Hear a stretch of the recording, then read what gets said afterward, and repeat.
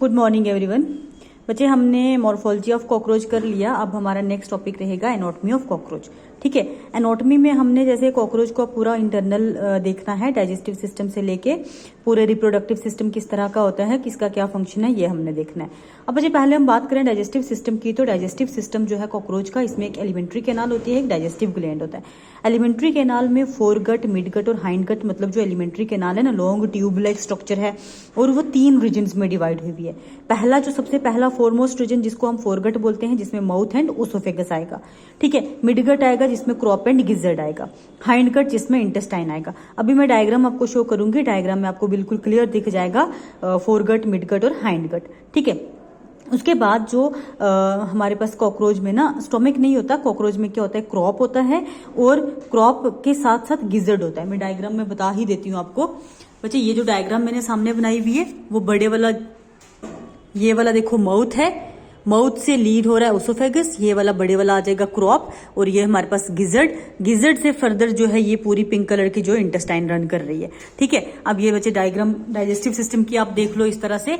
Mouth crop आ जाएगा foregut में, mouth और क्रॉप नहीं सॉरी ओसोफेगस, क्रॉप जो है वो आ जाएगा मिडगट में, उसके बाद गिजर्ड भी हमारे पास मिडगट में आएगा और इंटेस्टाइन हमारे पास हाइंडगट में आएगी।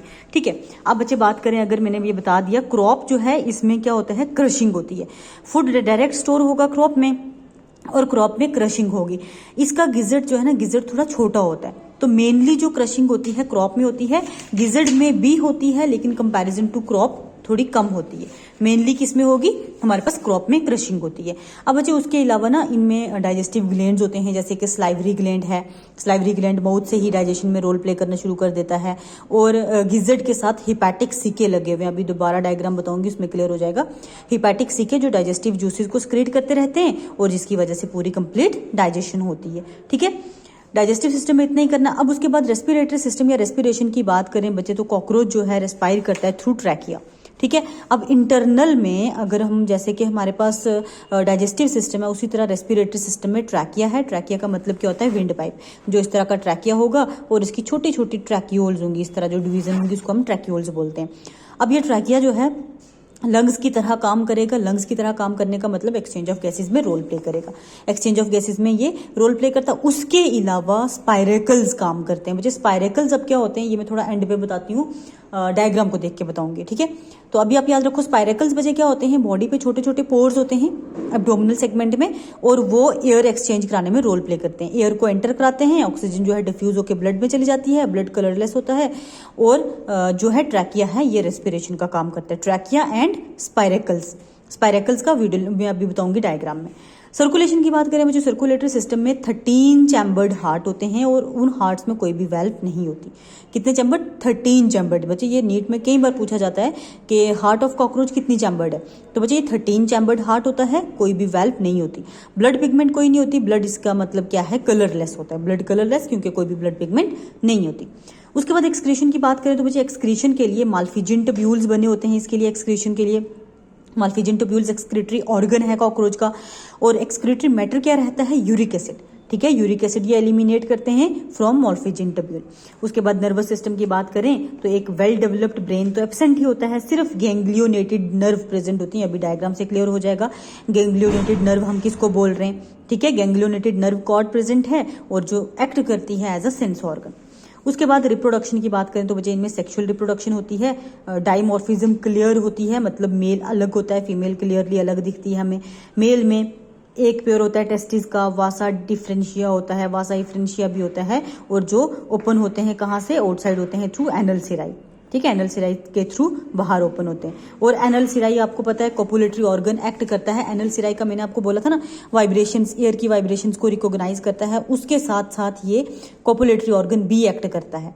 ठीक है, उसके बाद फीमेल रिप्रोडक्टिव सिस्टम की बात करें तो उसमें पेयर ऑफ ओवरीज आ जाएगा, देन एक स्पर्मथिका आ जाएगा, और उसके बाद बस बच्चे स्पर्मथिका पता क्या होता है, स्पर्मथिका एक बैग लाइक स्ट्रक्चर है जो अपने अंदर स्पर्म्स को स्टोर करके रखता है।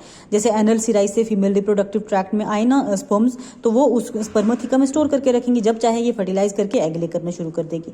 ठीक है, तो स्पर्मथिका एक बैग लाइक स्ट्रक्चर होता है जिसके अंदर वो स्पर्म्स को स्टोर करके रखती है, और ओवरीज जिसमें ओवम की प्रोडक्शन होती है। देन उसके बाद फर्टिलाइजेशन जो है इंटरनल होती है, इंटरनल फर्टिलाइजेशन मतलब inside the body of female. उसके बाद जो ओविपेरस होते हैं, ओविपेरस का मतलब क्या है, ये direct oviparous in the sense के एग ले करते हैं, एग ले करते हैं। देन उसके बाद डेवलपमेंट डायरेक्ट होती है, लार्वल फॉर्म इन्वॉल्व नहीं होती। अब हम आते हैं दोबारा डायग्राम पे।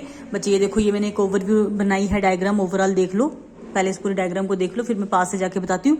अब देखो बच्चे, यहां से इसका माउथ ओपन हो रहा है, माउथ से एलिमेंट्री कैनाल, यहां से एलिमेंट्री कैनाल, ये जो पिंक शेड में एलिमेंट्री कैनाल स्टार्ट हो रही है पूरी यहां तक, ठीक है, यहां तक एलिमेंट्री कैनाल है।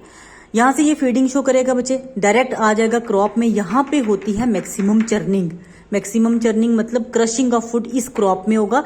उसके बाद ये गिजड है, गिजड के साथ गैस्ट्रिक सीके लगे हुए हैं।